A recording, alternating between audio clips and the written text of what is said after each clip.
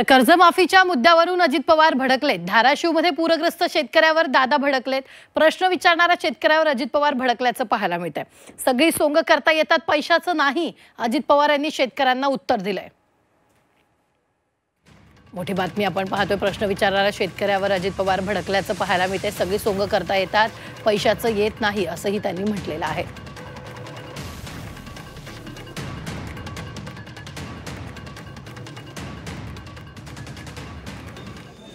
अक्षरशः घाबरून गेली।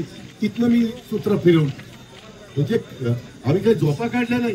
विचारा रात्री किती वाजता फोन केलाय ते, त्याच्या फोन मध्ये नंबर असेल माझा आणि मीच घेतला नंबर। असं नाही राव, आम्ही एवढं करून वाईट कसं वाटतं, ज्याचं कळतं त्याला कळतं त्याच्या प्रकारे म्हणजे आम्ही जीवाचं रान करतो तुमच्याकरता। आणि यांनी काहीतरी तिसरंच मध्येच काढायचं। तुमची अडचण मला कळते ना, परंतु शेवटी राज्य चालवत असताना पहिल्यांदा यांचे संस्था कशी उभे करता येतील, त्यांना मदत कशी करता येईल, त्यांच्या खरडून गेलेल्या जमिनी पुन्हा पूर्वपदावर कशा आणता येतील, पुन्हा पुढच्या काळामध्ये त्यांचं परिस्थिती व्यवस्थित कशी करता येईल, ह्या सगळ्या गोष्टी, घरं कशी बांधून देता येईल, ह्या सगळ्या गोष्टी, विहिरी कशा खोदून देता येईल, ह्या सगळ्या गोष्टी आपण करतोय।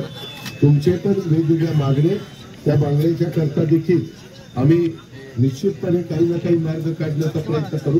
मी तुम्हाला